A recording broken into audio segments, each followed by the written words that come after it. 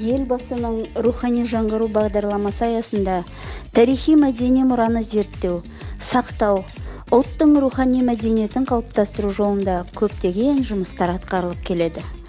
Елімізде қазіргі уақытта тарих, археология, сәулет және мүсін өнерлерін жылжымайтын ескерткіштері 25 мыңнан астам, 11 мың кітапхана, 147 мұражай, 8 тарихи мәдени қорық мұражай, 215 мұрағат бар деп есептеледі.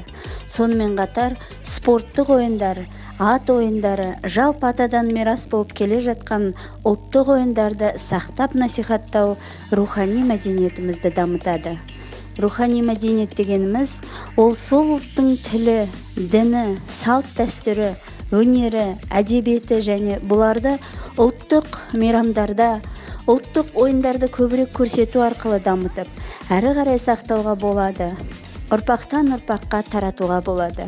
Егер де қазақ халқының ұлттық ойындарына назар аударып қарасақ, ол оның көшпенді мал шаруашылығымен айналысатынына және жазы кең далада өмір сүретініне байланысты.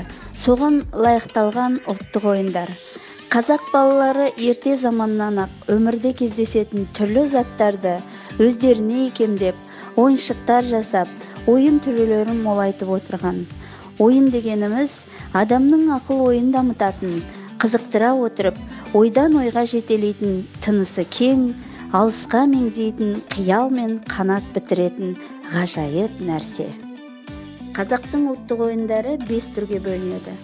Олар аңға байланысты, малға байланысты, түрлі заттармен ойналатын, зеректікті, ептілікті және икемділікті қажет ететін соңғы кезде қалыптасқан ойындар.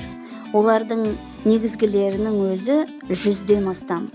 Этнограф ғалымдардың пайымдауынша, ата-бабаларымыздан бізге жеткен ұлттық ойындарымыздың тарихы Қазақстан жерінде біздің заманнан бұрын 1-ші мыңжылдықта қалыптасқан. Олардың ішінде тоғызқұмалақ, қуыршақ, асық ойындары, Азия елдерінде тайпалық одақтар мен алғашқы мемлекеттерде кеңінен тарады. Біздің қоғамымыздағы ұлттық ойындардың негізі шығу тегі халқымыздың көшпелі, дәстүрлі шаруашылық қарекеттерінен бастау алады. Ат сайысы спорттық ойын. Оның түрлері ат омырауластыру, аударыспақ, жорға жарыс, көкпар, тарту, теңге алу, қыз қуу, қыз жарыс, сайысу, тағы басқалары. Олар үлкен тойда ұйымдастырылады. Сайысқа түсетін аттар алдын ала жаратылады. Ат сайысындағы кейбір ұлттық ойындар Олимпиада ойындарының жоспарына енгізілген.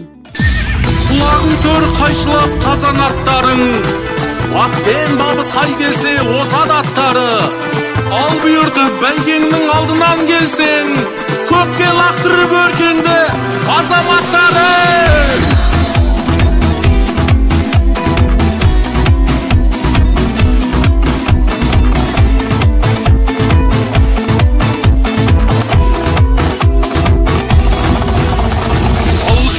Шаң шығып қара көрінді, арғымақтар алдыңа дара бөлінді.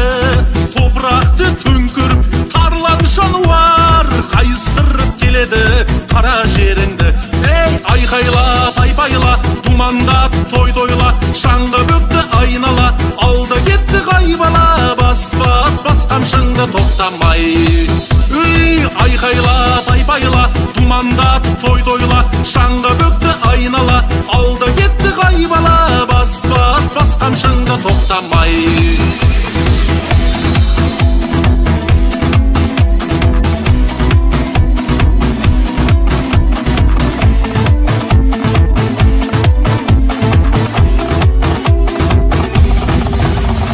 Шашасына шаң жұқпай шаршамай дара, дүбірінен дүрлікті ән сарай дала. Әне кетіп барады жалғы жабысқан, үй желмен бірге жарысып қаршадай бала. Ей, айқайла, айбайла, думандап той-тойла, шаңғы бөкті айнала, алда кетті ғайбала, бас қамшыңды тоқтамай. Үй, айқайла, айбайла, думандап той-тойла, шаңғы бөкті айнала, алда кетті ғайбала, бас қамшыңды тоқтамай.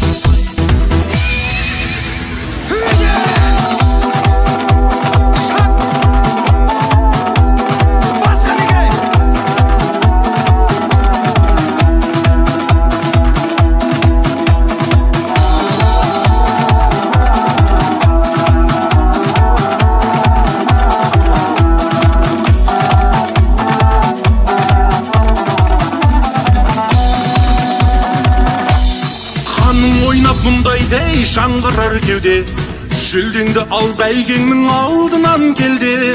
О жаратқан баланы сақтай көресің, тұлпарды да тұяқтан қалдыра көрме. Ей, айқайла, тайпайла, думандап, той-тойла, шаңға бөкті айнала, алда кетті қайбала, бас қамшыңды тоқтамай.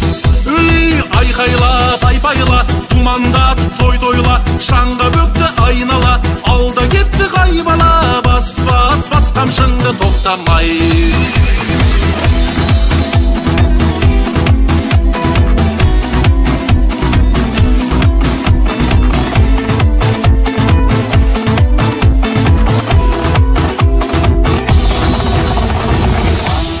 Аламан бәйге. Мұнда жүйрік жарыс аттар 25-100 шақырымдық қашыққа шабады. Оның жолында айналып өтетін көл, сай-сала, бел-белестер тәрізді кедергілі жерлер болуға тиісті. Аламан бәйге үлкен тойда, үлкен аста, торқалы тойлар мен зор мерекелерде жарияланады. Аударыспақ. Ол қазақ-қырғыз халықтарының арасында кең тараған ойын. Атқа мінген екі жігіт жекпе-жекке шығып, бірін-бірі аттан аударып тастауға тырысады.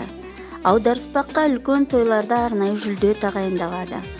Оған 18 жастан асқан қарулы жігіттердің қатысқаны жөн. Аударыспақ ойынының ережесі бойынша сайысқа қатысушылар салмақтарына қарай 3 топқа бөлініп күш сынасады. Ептілікті, күштілікті, тапқырлықты, батылдықты талап ететін спорттық ойын. Теңге алу. Қазақ ұлттық ат спорты. Ертеден келе жатқан ойындардың бірі. Теңгелу де ат спортына жататын ойындардың бірі. Теңге алу ойыны тегіс жерде өткізіледі. Ойынға жасы 18-ден асқан адамдар ғана қатыса алады. Ол ертеде үлкендігі ақ тоқымдай киіздің үстінде 50, 20, 15 тиындық майдақшаларды салып қоятын болған. Қазір тақыр жердің ойықтау тұсына ақ шүберекке түйілген зат тасталады.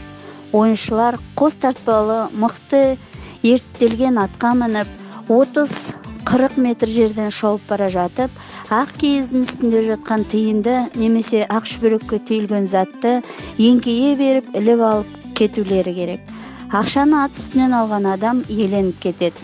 Қазір шүберекке түйілген тиын немесе кішірек затты ат үстінен еңкейіп көтеріп әкеткен адам жеңімпаз атанып жүлде алады. Алтыбақан. Бұл жастардың кешкілік бас қосып, ән айтып, домбыра тартып, қыздар жігіттер болып айтысып, бір-бірімен әзілдесіп, көңіл көтеретін ойын сауығы. Қазірде үлкен тойларда алтыбақан құрылады. Алтыбақанды құру мынандай тәсілмен жүзеге асырылады. Алтыбақанды сырықтың екі басын 3-3-тен қосақтайды да, мосы тәрізді етіп байлап тастайды. Бақанның аша тармағы сырыққа кигізіліп тұруға тиіс. Алтыбақанды құрастырып болған соң, оның екі басына 3 қатар арқан байланады.